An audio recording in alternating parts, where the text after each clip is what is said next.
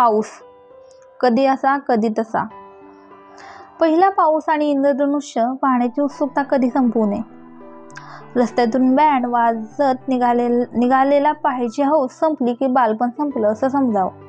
आणि पाऊस आणि इंद्रधनुष्य पाहायची हौस खतम झाली की आपण जिवंत असूनही खतम झालो असं मानावं. पाणी आणि गाणी याचा संबंध नुसता यमकापुरता नाही, त्याचं त्याहूनही सुंदर असं नातं आहे. पाण्यानं तहान भागते आणि गाण्यानं श्रम हलके होतात. ही झाली नुसती उपयुक्तता, ती तर पुरी झालीच पाहिजे. पण माणसाच्या जीवनाला उपयुक्ती पलीकडेचही एक परिमाण आहे. म्हणूनच पाऊस कल्पनेच्या वेलींनाही फुले आणतो. आपल्या देशातही लोकगीतं तर या पावसानं खूप फुलवली आहेत.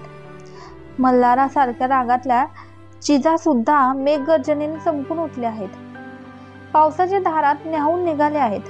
आपल्या मराठी पोरांनी तर ए रे रे पावसा म्हणून त्याला आग्रहाचं बोलावून हळूच खोटा पैसा देऊन फसवलंही आहे. दोस्तच तो, त्याला गमतीनं फसवायला काय हरकत आहे. शिवाय कुणाची तरी अशी फजिती करून त्याची मज्जा झाली की आपण टाळ्या पेटणं हा सर्वच पोरांचा आवडता खेळ. पण हा पाऊस आपण लहानपणी त्याची अशी फजिती केलेली लक्षात ठेवून मोठेपणे आपली फजिती करायची संधी साधत असावा. निदान माझा तर या पावसाने न बोलवता अवेळ येऊन पचका केला आहे. माझं पहिलं नाटक तुका म्हणे आता रंगभूमीवर आलं कसलं पार वाहून गेलं.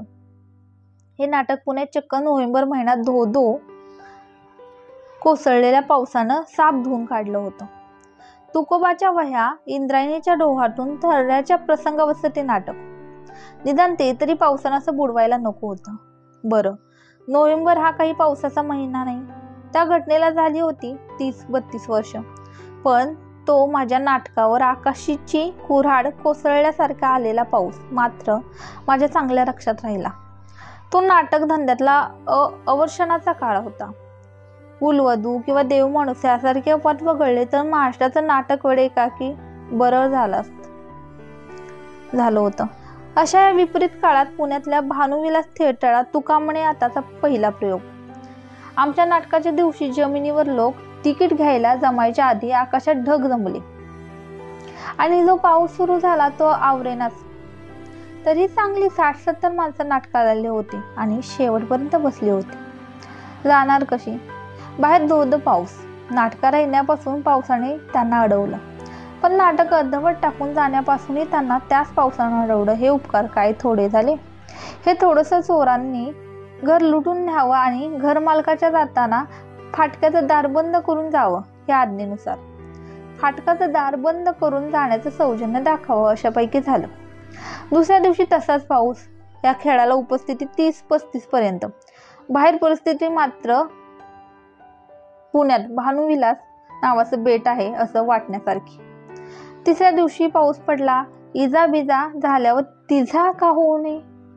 मात्र नाटकात भजनाची दिंडी वगैरे असल्यामुळे तिसऱ्या प्रयोगाला प्रेक्षकापेक्षा रंगवतच्या माणसांची संख्या अधिक होती. हे काही का असण्या, आपला पावसावर राग नाही. या माझ्या मित्राने माझ्या आयुष्यात खूप निरनिराळ्या प्रकारची साथ केली आहे. दुःखाचा विसर पाडला आहे, सुखात रंग भरला आहे. वर्षातला पहिला पाऊस आजही मला शारखळी वायर घेऊन जातो. जून महिन्यातल्या पावसाच्या आठवणी जडल्या आहेत. त्या नव्या छत्रीवर पडलेल्या पाण्याच्या वासाशी, नव्या क्रमिक पुस्तकांच्या वासाशी, कोवळ्या टाकळ्याच्या भाजीशी, उन्हात फुटलेले घामोळे घालवायला पहिल्या पावसात भिजायला मिळालेल्या आईच्या परवानगीशी, रस्त्यातली गटारी तुंबून भरून वाहू लागल्यावर त्यात लाकडाची हळकुटं टाकून त्याचा प्रवास फुटवत चालतो ते पाहत भटकण्याची, आणि आषाढात गावातल्या विहीर काठोकाठ भरल्यावर आपल्या आवडत्या विहिरीवर आपापल्या आवडत्या मित्रांबरोबर जाऊन मनसोक्त पोहण्याची, अशा कितीतरी गोष्टी. उन्हाळ्यात तापलेल्या जमिनीवर पहिला पाऊस पडला की त्या पावसाच्या पुढले 3-4 महिने चालणाऱ्या नाटकाचा जणू काय धूप पडल्यासारखा वास उठायचा. तापलेली माती जी अंगगंध घेऊन उठते त्याला तोड नाही. ब्रह्मकमळ जसं अकस्मात वर्षातून एकदाच आणि एका रात्रीपुरतं फुलतं म्हणतात, तसा हा वर्षारंभीचा मृदुगंधही वर्षातून एकदा सुटतो. त्या मृदुगंधाच्या वासाचं अत्तरही असंच म्हणतात. मला ते हुंगायला मिळालं नाही. त्याची मला ओढही नाही. एका खोलीत बसून घ्यायचा तो वास नव्हे, तो अनपेक्षित रीतीनेच यावा लागतो आणि तो वास येतानाच उघड्यावर जाऊन तृप्त धरतीची ती तृप्तीही डोळे भरून पाहावी लागते. पावसाचं पहिलं आगमन पाहायला माळावर जायला हवं. आकाश ढगांनी भरून आलेलं असताना त्या माळावर एखादा माजलेला बैल बेफामपणे शेपूट उंचावून गुंडाळताना बघायला मिळायला हवा. या असल्या पहिल्या पावसाचं उन्मादाशी नातं आहे. आषाढस्थ प्रथम दिवसे या मेघदूतातल्या प्रसिद्ध श्लोकात देखील ढग पाहून कवीला पर्व शिखरांना दुशी देणाऱ्या हत्तीची आठवण झाली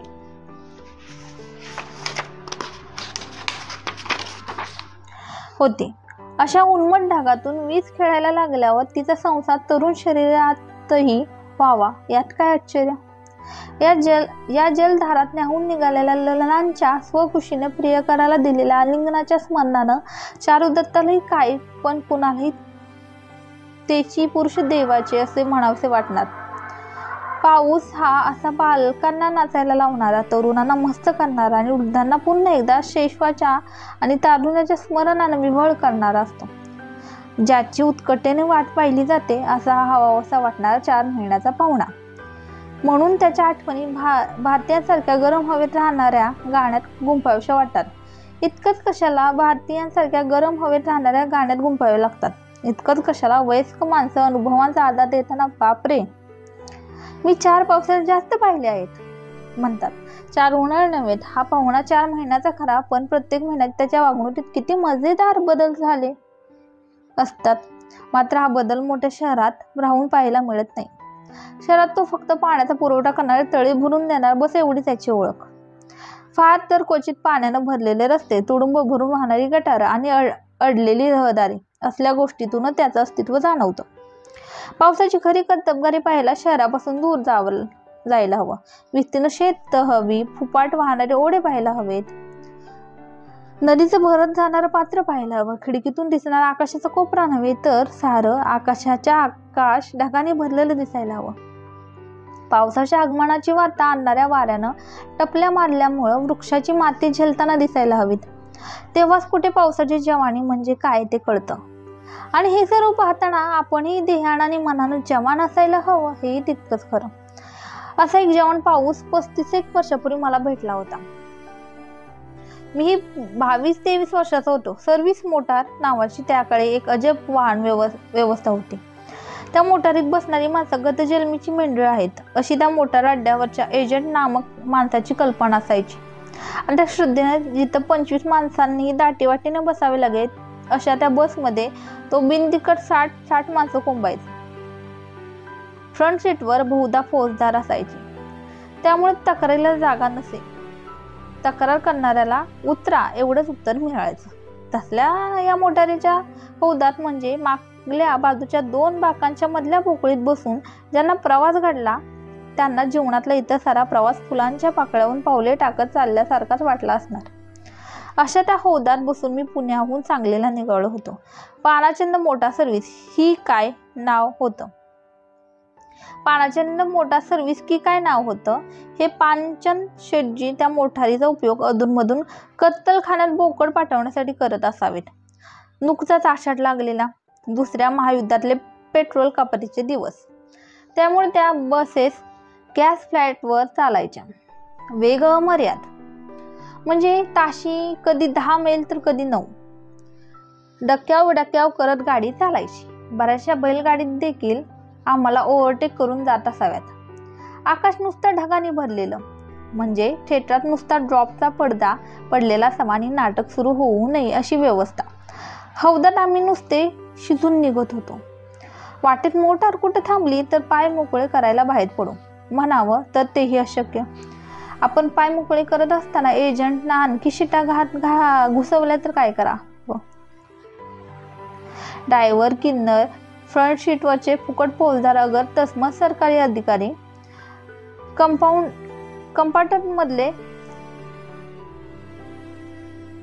कंपार्टमेंटमधले कुटुंब वत्सल लोक चहापाणी करून यायचे. बाहेरचे सोडा हॉटेल बाटल्यांचे गगनभेदी चित्कार ऐकू यायचे. हौदातील मंडळी मात्र माणूस आणि बोकाड्यांच्या सीमेरेषेवरचे प्राणी असल्यासारखे जागच्या जागी दाबून बसलेले. बाहेर पाऊस पडायची सर्व चिन्हे. प्रत्यक्षात मात्र नुसता उकाडा.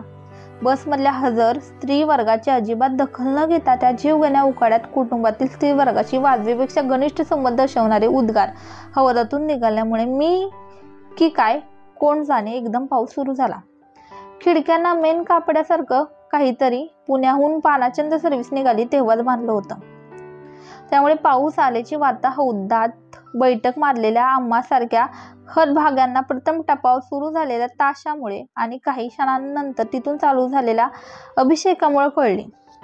आता उकाड्याविरुद्ध उघडलेली तोंडी आघाडी पावसाकडे वळली.